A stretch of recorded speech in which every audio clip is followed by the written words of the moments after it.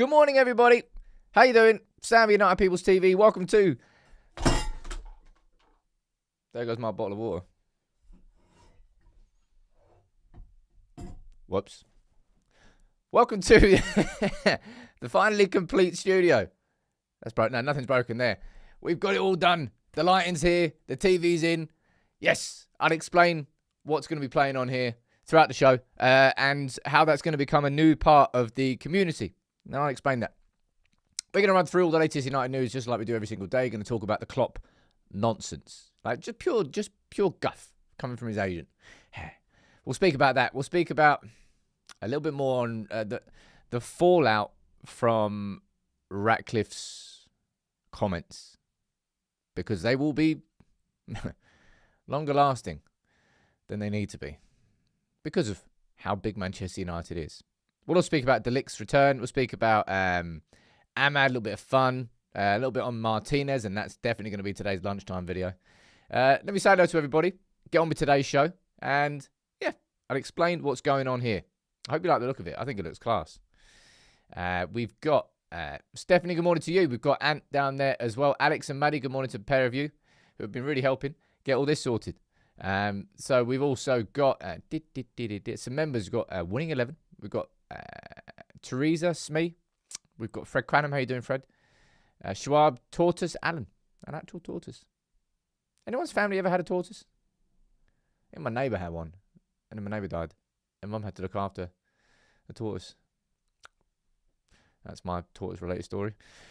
And some non-members. We've got Wayne Reason. We've got Michael Griffin, Quasi. And someone sent a super chat to kick off today's show. What are you asking for? Sarah will be saying, would appreciate you covering the RCB and the Glazers news. They want to use United as collateral for another loan.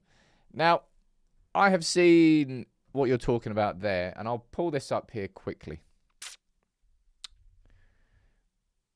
So, if anybody hasn't seen that news, the Glazers, I say the Glazers, Avram Glazer is intending to buy an Indian Premier League cricket team. Is that correct? And I've seen this being bandied around because I saw this going around on socials, right? The suggestion that this indicates that Avram Glazer is going to use Manchester United as collateral to get $1.8 billion to then buy that Indian Premier League team. The RCB? I think it's RCB. I don't know whether that's completely correct, if I'm being completely honest. I think it kind of got misconstrued. If I remember correctly, Manchester United's loans, the loans that the Glazers put on the club in the first place, I think they're coming up for renewal next year, this year, next year. There's probably going to be some refinancing going on. It's a bit like when loans got refinanced into bonds. That was when the protests happened around 2010. I don't know exactly what this means. Does this mean that the Bank of America now is entitled to different parts of land that are being added in? Is this something to do with the stadium? I'm not quite sure, if I'm being honest. I don't think this is specifically the Glazers openly using Manchester United as collateral to take a big loan out to go and buy an Indian Premier League cricket team. If that was the case, we'd all know about it by now. And bearing in mind, that's exactly how they bought Manchester United. They used all them businesses in America as collateral, got a massive loan out, and that's how they got United. DJ Classy down say, finance bod. He goes, if that land has a mortgage charge over it, the club may struggle to build a new stadium on it. Yeah, I do find it deeply hilarious. Maybe not hilarious is the wrong word. Ironic that United are at a time when our finances are probably the strictest they've ever been, really, as a club. We've always had some financial freedom because of our success and how we've managed that. At that exact same time, we're looking to build the most expensive stadium that there's ever been in the world. And one of the most expensive stadium projects that's ever been in the world. Those two things do not align.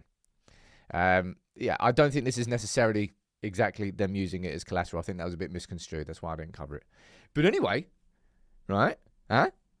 Come on. It looks nice, doesn't it? I finally got the lights in. They're all set up. The gong has its rightful home. It's been a long time coming. I'm really happy with how it looks. Now, this screen here, what I was saying about it becoming part of the community. It's my intention to do a few things with the community. We're working in the background right now on creating a bit of a pack that we can send out to members. You can just like cover postage and maybe a couple of quid. That's all it will do. And we're going to hopefully include some stickers, like that sticker up there, United against Glazers. That one. And hopefully we can create a gallery that comes on here of all of you around the world sending in your photos of wherever you're watching United People's TV from with those stickers. Also, we're just going to have some fun photos on here. We can use this to maybe promote some of the videos that we're doing. Maybe promote other things we're doing. It's going to be something that adds a bit of fun, all right? Just a new element to the show, and I like it. I hope you do. Argus saying, please make a setup tour. I probably should do a setup tour at some point. We'll do one for the members. I just thought it was a nice extension. Yeah, I could fit some more books there, but I don't really want to, if I'm honest. I don't just want to make it busy. I think it's busy enough. So sometimes spaces are good. That's something that I'm learning. Feng Shui and all that. Yeah. So that's why that's there. And I think it's going to be, once we get this cooking properly, like in my mind, like you're all tuning in on Friday, right? So we've got nearly 850 points on the map that we bring out on Friday. So why can't we get 850 different photos of you all around the world, wherever you're watching United People's TV from, we get it on here. It could be like a visual representation of the community. That's what I want it to be. Pyro saying, I want to send you a Cape Verde jersey. Jose? What colour would that be? I guess it'd be turquoise. Don't know why I'm going to guess it's turquoise, but I'm guessing it's turquoise. Right. Should we get on with today's show? That'd be nice if you sent that, by the way. I like random football tops. What have we got? I've got a Dortmund one down here somewhere. Right. Yeah, we get some photos of Russia in there. Why not? Photos are everywhere. This here, right?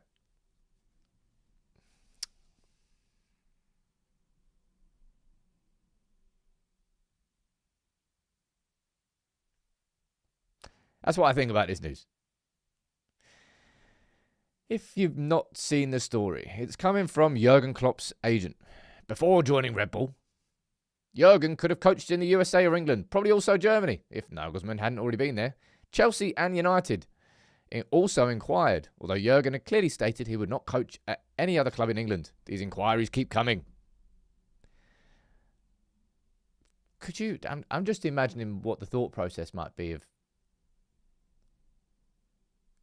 United picking up the phone. Jurgen, how you doing, mate? Yeah, like what you did at Liverpool, yeah. Do you fancy it? Man. I don't even think nonsense can really cover this as much as it needs to be covered. Yeah, bloody hell, Mr. Smith. Someone really did need a news story yesterday. This feels like an international break. Doesn't it? And even if you go into this and you've won 4 games in a row and then you've drawn one, you're undefeated in 8 or 9? Still feels like an international break. Anyway, Mark Critchley from The Athletic. United and Chelsea have denied making contact. It would be the most pointless call in the entire world.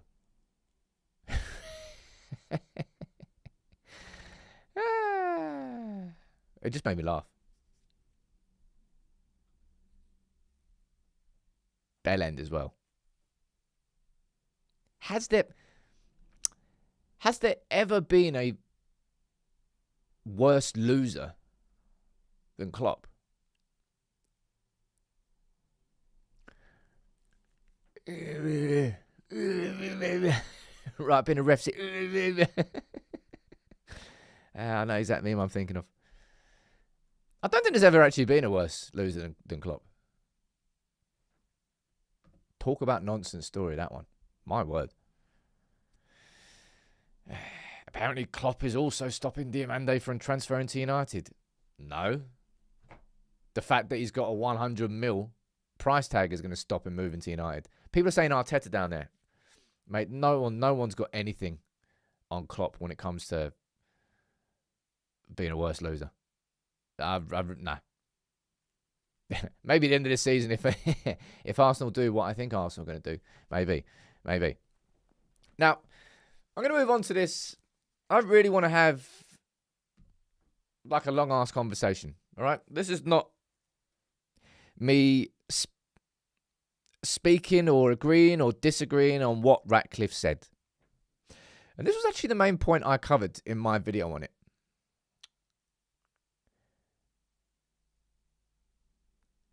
Ratcliffe, that's one of two things here. And I don't think it's the first one. Ratcliffe either doesn't realise the power that his voice now has, being part owner of Manchester United, or cares about his own personal interest more. And I think I know which one it is. So The Athletic was speaking about this in an extra podcast they did yesterday, and the repercussions that this is having, and the repercussion this will have on United when it comes to the sponsorships that we are currently trying to get in. Mark Armstrong, who was brought in from PSG, to try and get, the training kit sponsor that we don't have, the training ground sponsor that we don't have, the shirt sleeve sponsor that we're about to lose. Ratcliffe has damaged the ability to do that. I'm not saying irreparably, but this is why I was a big reason as to why I was pissed off. Like, you dick. You don't care that this is going to impact United negatively. You just wanted to say it yourself for you. For your business of Ineos and gaining political sway. That's all he cared about. That's the only reason he said it. Only reason he apologised as well was because people were pissed off, not because he was sorry. Two very, very different things. So yeah, I think the fallout from this is we probably won't ever know the actual extent of it because these are conversations that go on behind closed doors. But if you think Ratcliffe saying that somehow helps Manchester United in any way, shape or form, yeah, then give your head a wobble.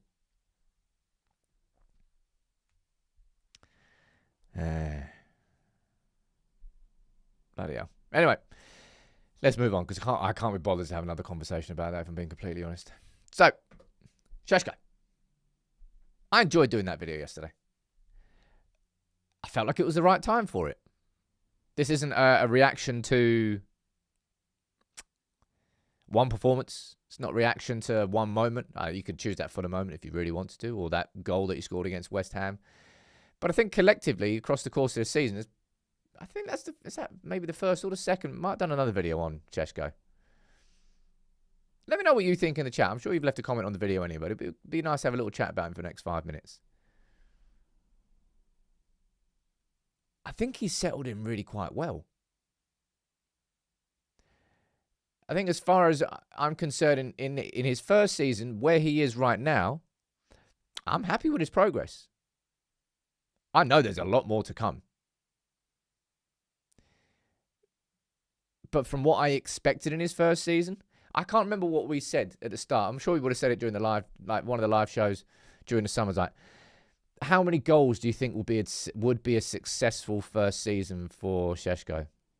How many goals is he on now? Is he on? I think he's on 6 in the Prem, and we haven't had any other competitions.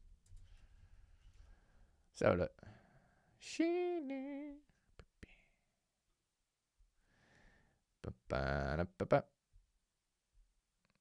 I scored one in the FA Cup as well.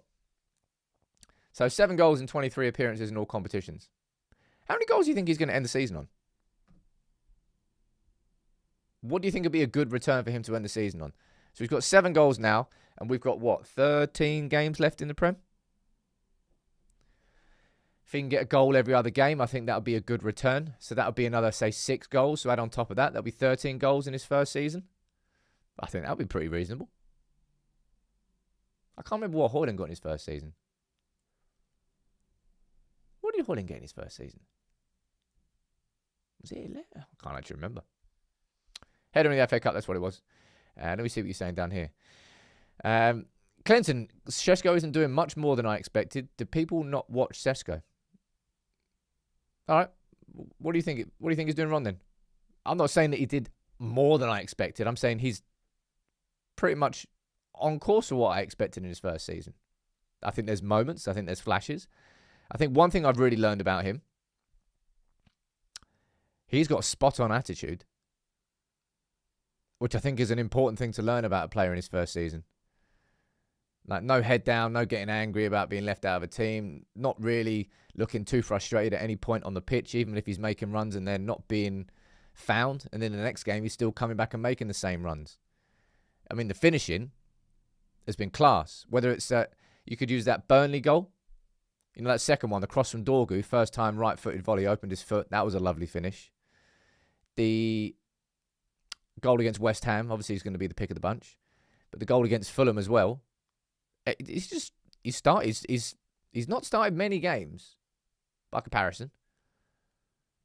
But his finishing's been spot on, really.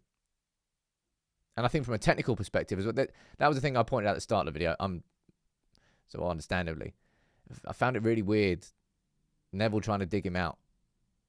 I'm not saying he's doing it on purpose, but it's just like almost unnecessarily. And I think unfairly comparing him and saying, oh, look, Cunha and Mbeumo look like United players. Like, mate, of course they look more mature. They are more mature. Of course they look more settled. They are more settled. They're Premier League experienced players. So of course they look a bit better. I just think it's a little bit unfair to compare. It might be in the same bracket of price, but he's not in the same bracket of player yet. Let me go see what you're saying down here. Sally, you're saying, Sam, for me, it's not about how many goals, but the quality and moment of goals have been very important. Well, 3 points just from the Fulham and the Spurs ones alone. Nikhil's saying he only scores bangers. OC is saying his mentality is top, really like him. Anti's saying he's not starting week in, week out. People must remember that. When was the last Premier League game he started? Burnley? Is it I think it's Burnley. He did start that game, didn't he? That's where he scored 2. Not good enough for a striker. We need 20-plus goal. We need a 20-plus goal player. I think I'd back him to be that next season. Wouldn't you? And he might have been a 20... no, I don't think he would have scored 20 this season.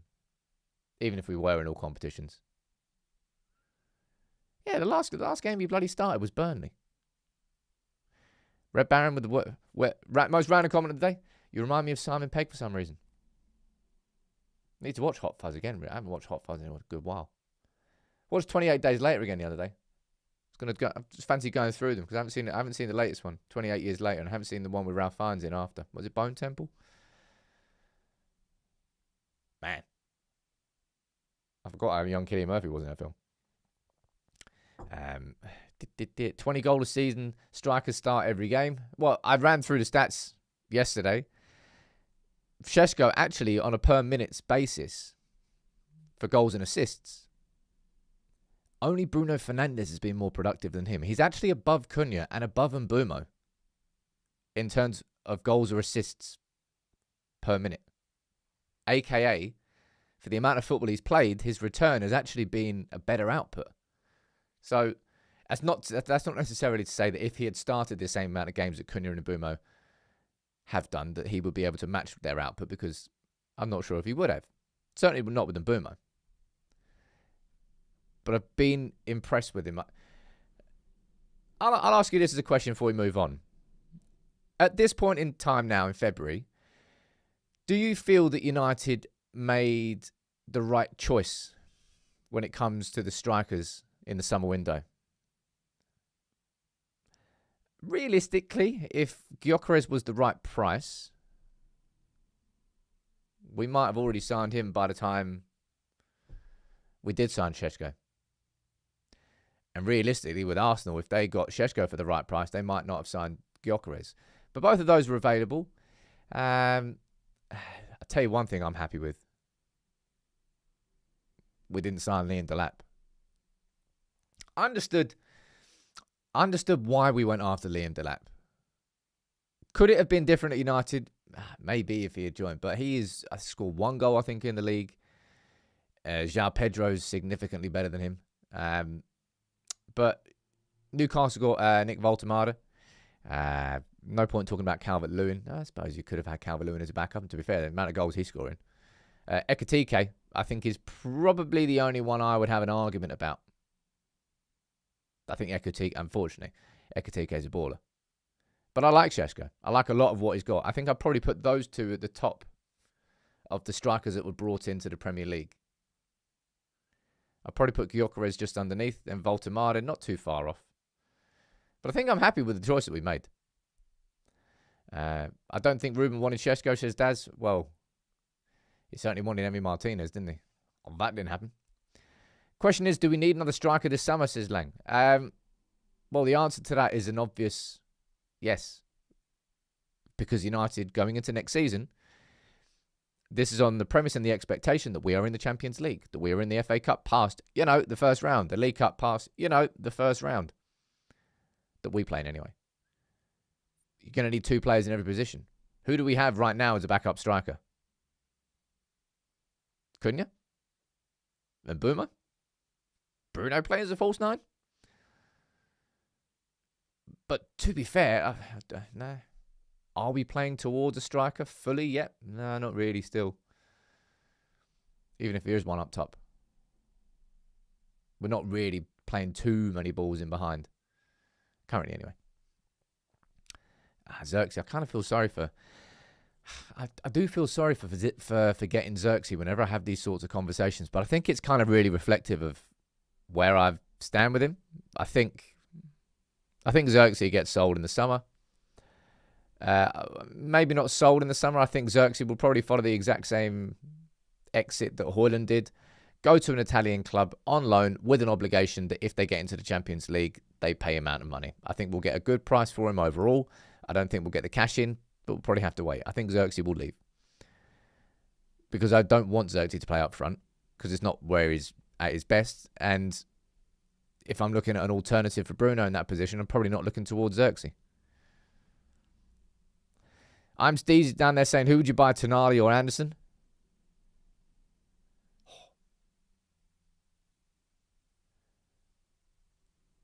Don't actually know, really. Tonali is more ready-made, isn't he? Far more experienced. I think you could probably say it's a little bit less of a risk-ish. In the fact that you think that he would come into that team straight away and just, boom, be settled. I imagine Elliot Anderson would as well. I think what I'm waiting for with Tonali and Anderson is the World Cup. Because Elliot Anderson's been doing incredible this season with Nottingham Forest.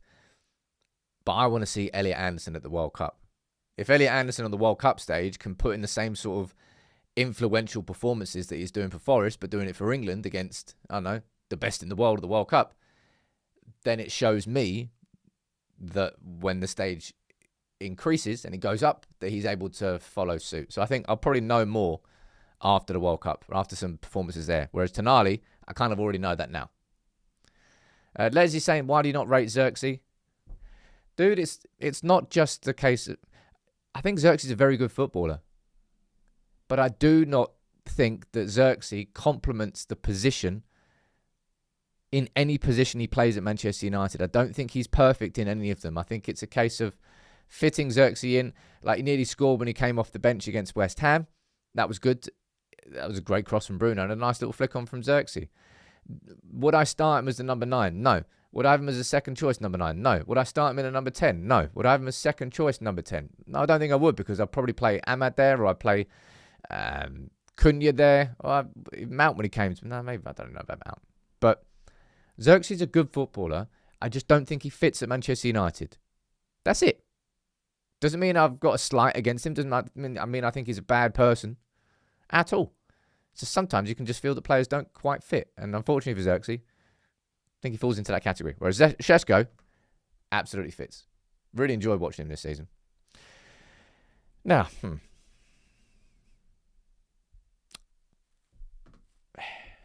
Ligt. We spoke about him yesterday. We might speak about him again in a couple of days. I don't really know. He's got his sights set on an return to action next month. There's only one game left this month, by the way. I hate to do this to you, but mate, look at this again. I've already done this, but this is just going to annoy me. Another 11-day gap between Newcastle away and Villa at home, so we better bloody win that game against Newcastle. Well, that's going to be a depressing 11 days. And then a huge gap between Bournemouth away and Leeds at home, 20th of March to the 11th of April. Is that the last gap? 7 days, 8 days, 7 days. Man. Mate, we better not have this again, man. It is naff how little football we've got. Thank you very much, idiot. Studio does look good. Studio feels pretty complete now, as it stands. I'll tell you what I'm going to do with these. I might replace them. I want to get the Beckham. You haven't seen the Beckham one yet. I've not put that up. We've got the Rooney. I've got the Beckham one. I've got the Rooney one. Got Keane one. Got a Scholes one. And a Ronaldo one, I think. There's loads more there I haven't actually put up yet. Anyway, Ligt. Let's see if he returns next month. It kind of feels like when anybody reports on him, it's all smoke and mirrors. It's all a bit vague. It's all a little bit guesswork. No one actually really knows. Carrick's been like, Mount is probably going to be coming back before Ligt does. But again, nothing really much has happened. Yeah, Brian, it's dead annoying, really. The fact that we've had such a long gap, yet they still give us the Monday night kickoff time. Yeah, cheers, lads. Really appreciate that. Really appreciate that. Anyway, let's move on. Good morning to you, Shax. Thank you very much for gifting 5 memberships.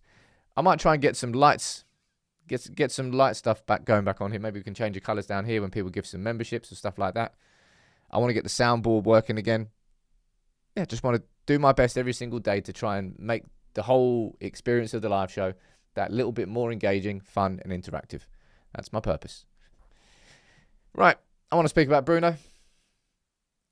I want to show you this. So this is from Who Scored, and it is the team of the season so far from Europe's top 5 leagues. You know, the first thing I thought, Victor Kufau is the best right back in all of Europe's top 5 leagues. Is that the same one that sat on Martinez's knee? He's the best right back in all of the top 5 leagues. Mate, what are you right backs doing this season? Is that Hoffenheim? I think that is Hoffenheim. But anyway, Bruno's in there. Only 2 Premier League players are in there, actually. Bruno and Declan Rice. Statistically, I'm going to ask you this. Right, let me see what you're saying down here with this. Can I do that? Damn it, why don't we do a poll? Stupid thing. It's not logged me in the right. It's not logged me in right one. Do you think Bruno Fernandes is going to get nominated for the Premier League Player of the Season? I just get this feeling that he's going to. And has he been nominated for it before? I don't actually know that. I can't remember. It might have been, but I don't think he's won it. Yeah, Bruno's in there.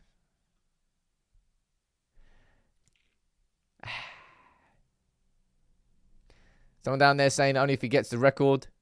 I don't necessarily think it would depend on whether he gets the record. Overwhelming majority of you are saying, yeah, he should. Alex, you're saying only if United finish in the top 3.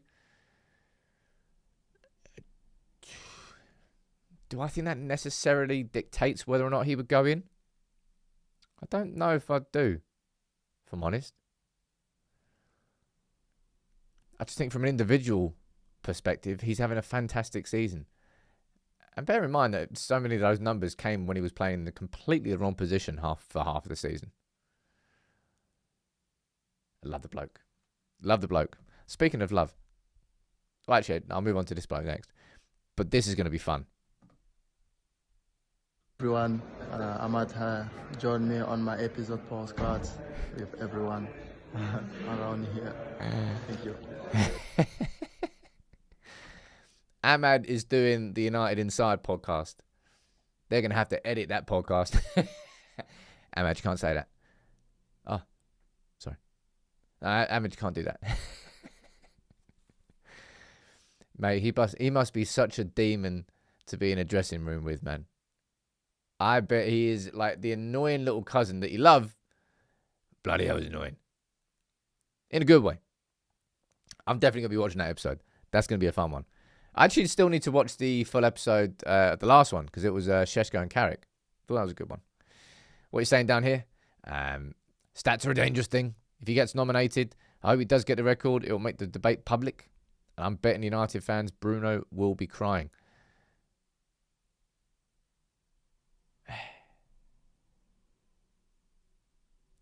I did the video on Bruno, what was it, 2 weeks ago now?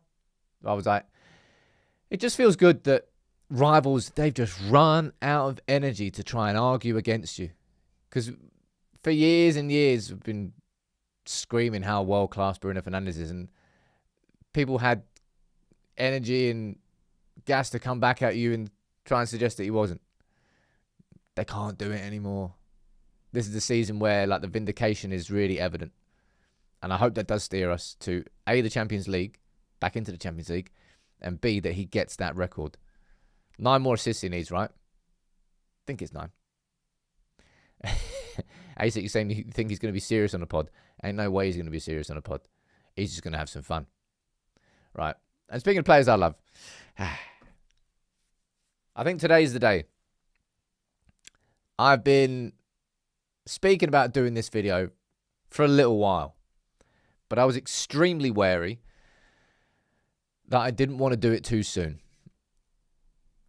Because my biggest fear when Martinez came back into the team was, how can he possibly be the same player? Been out that long. The seriousness of the injury that he had. I just feared that the player that I knew and the player I loved that got injured wouldn't be able to come back. Mate.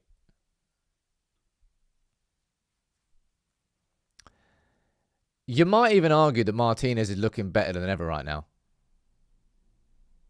I'm going to pull up loads of examples, in-game examples. I'm going to pull up his attitude off the pitch, his attitude on the pitch. You know what? I feel sorry for Ruben Amorim that he didn't have him around. Because he would have made a difference. But it's like Rob said, he's been like a new signing, the old cliche. Now, maybe he has been like a new signing, but it's just been... It's just been class, man. Absolutely loved the bloke. Like Clinton down there saying, boy, we were wrong. What do you mean we were wrong?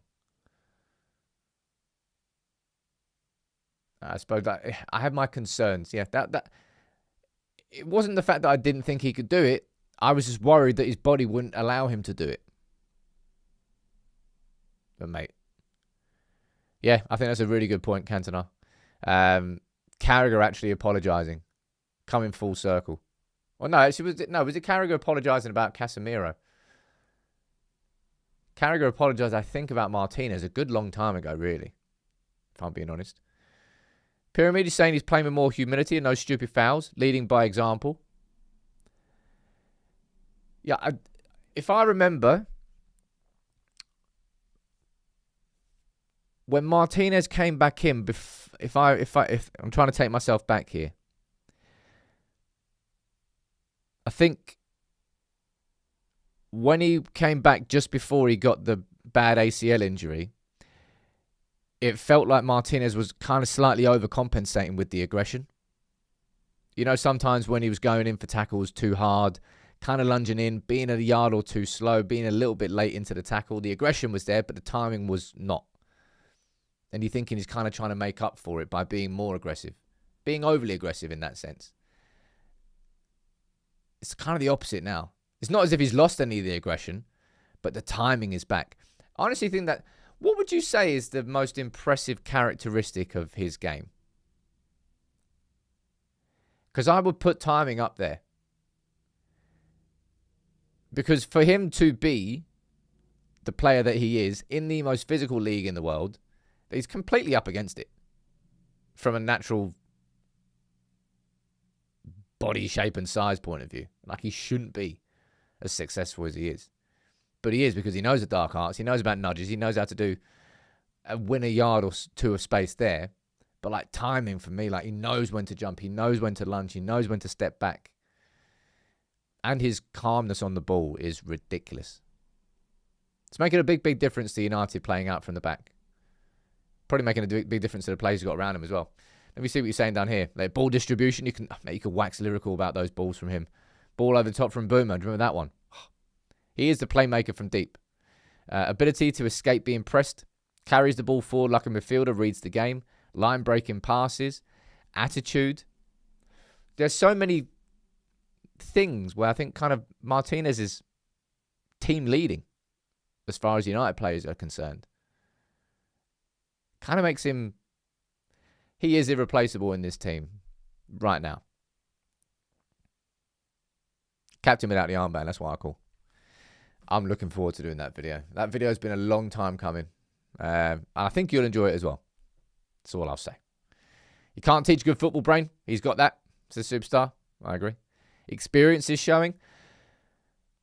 Like, you know what part of it is as well? I don't know. It's not just the experience. Like, hit these comments here. After my baby and my family, football is my all. Like, Argentinian fans love him too. Like, the commitment that he gives is 150%. And when you give your all, sometimes you can get it back. As long as your body can cope with it, which his body absolutely can cope with it right now. Lucky to have him, man. I remember that first season when he came in under Ten Hag. I was so disconnected from so many players at this football club. And then when a player like Martinez comes in, he looks like a unicorn.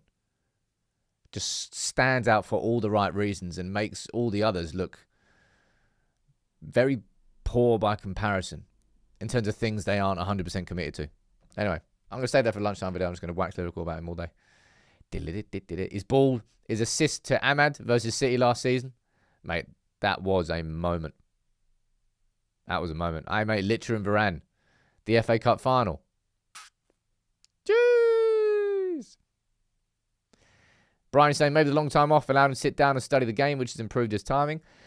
I think that part of it is he's been out for so long, he kind of thought that there would have been quite substantial periods where he thought, I'm done, football's over, career's over. And like, when you nearly lose something and then you regain it back, like, you don't ever want to let it go. Like, there's a connection, a stronger connection to it. Like, he grafted for this opportunity. And he's going to make sure now that he doesn't lose it. He's going to be doing everything he possibly can off the pitch. Eating right, sleeping right, recovering right. Not taking any half chances anywhere, because he knows this is his last real chance at it now. And that is what makes a great player. That's what separates good players from great players. The ones that do commit everything to it. Like, that's what made Ronaldo incredible. You probably won't ever see a better trainer than Ronaldo. Like, in terms of having talent, but maximising it through just complete commitment to the lifestyle. Was he on the screen there for a second? He was on the screen. So I like it. Dynamic. Moves. Changes. Nice. What's coming up next? There's Ahmed and the Boomer. Lovely. Imagine Martinez under Mourinho. No, you're right. Let's imagine Martinez under Carrick. Thanks. Moving on from Martinez. I just wanted to have a little final conversation here on these two lads. Jonathan Woodgate, Johnny Evans, both working with Lenny Yoro and Aidan Heaven. Do you see any potential? I mean, that's kind of a silly question, I suppose. Do you think there's any chance that we see this as a sort of centre-back partnership at Manchester United? I wonder what's going through I think Yoro's pathway is clearer than heaven because of Martinez. Maguire's, well, he's back in training. We don't know whether he's going to be fit or not. If he's not fit, then Yoro's going to be starting away at Everton. Licht's going to be coming back into the equation, but hey, with a back injury, there's no guarantee that he's going to be able to return to any sort of form this season. Let's be completely honest.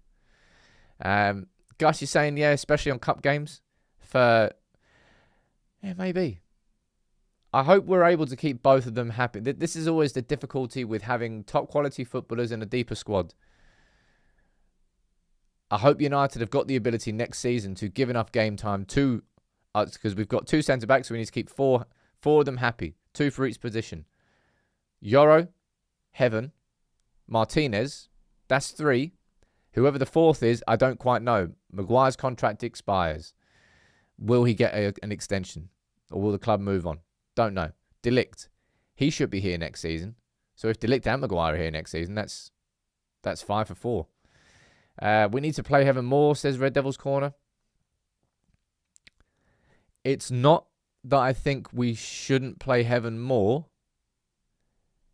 It's just that I feel we shouldn't take Martinez and Maguire out of the team if they are fit. Now, of course, Maguire went off against West Ham, so we don't know. This is the difficulty of playing 40 games a season.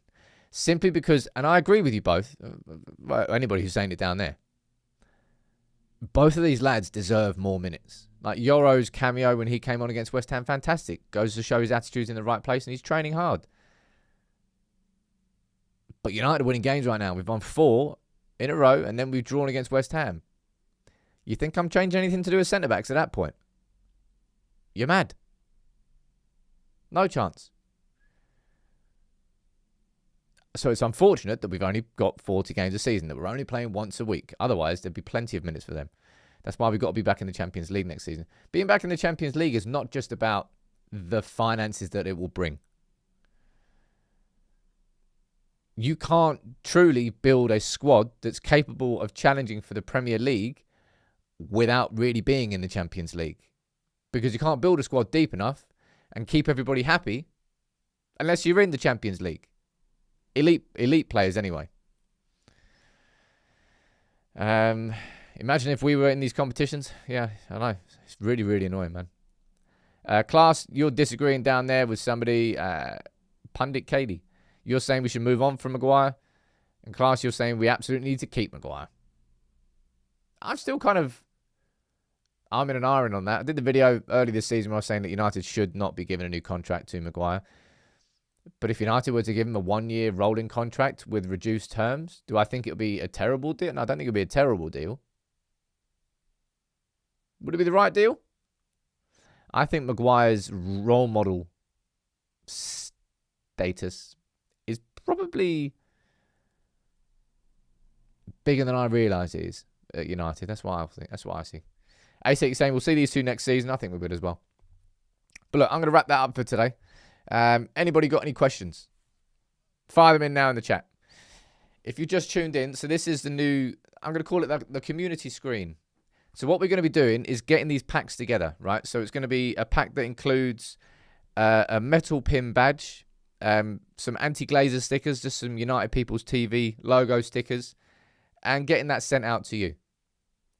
And then what I want you all to do, and this is what we're going to do, but I'll probably do some shirt giveaways. All the shirt giveaways are hiding underneath the...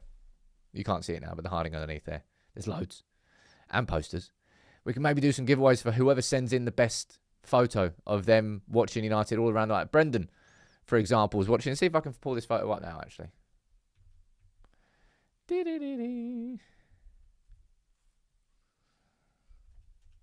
Good thing is I can do it on the fly. Come on. Come on. Where is it?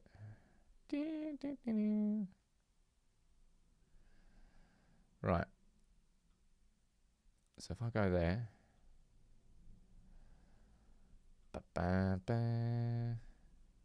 That one there, I think. There he is. Look at that. That's Brendan. Big up, Brendan. He sent that photo in to me because he was listening to the live show from Times Square. So he's like, I'll just take a photo. So that's cool. So Brendan, you're the first one on here. But I'd love to be able to create this huge gallery that we can all share with each other of all of you around the world, sending photos like this in, wherever you're watching and listening to United People's TV, and just building a big visual representation of how global this community really truly is. I think it'd be cool. So Brendan, you're the first on the screen. It's just, I think it's an exciting way to breathe more life into the community and just to help everybody realize like just how real it is. Of course, we'll follow this up with the live shows that we've got planned, and we're still working on those. I promise you we are. And the global member meetups that we can maybe do at some supporters clubs around the world. It's all fun. Would I ever do a one-off podcast for another channel? Yeah, I'll go on the Stretford Paddock with the lads. I have no problem with that. Probably the only one I would choose from a United perspective. I don't really have too much against United view either, to be fair. The others, nah, no chance. I just don't really like how they cover United in any way, shape or form. Pyramid scheme, I'm in the gym. What are you on? Toby's saying, where do I send the pics? Send them into Maddie or Alex on Discord. We'll actually get a proper process set up in a place that you can all upload them to. But that's what it's going to be like. All right, so Brendan, you're first up. Big up to all of you. Yeah, if you want to email them, community@unitedpeoples.tv. You can email them as well. Email them to there. I'm going to wrap up. Lunchtime video, it's going to be on Martinez. I think you're going to enjoy it because I am. Much love. Take it easy, everyone.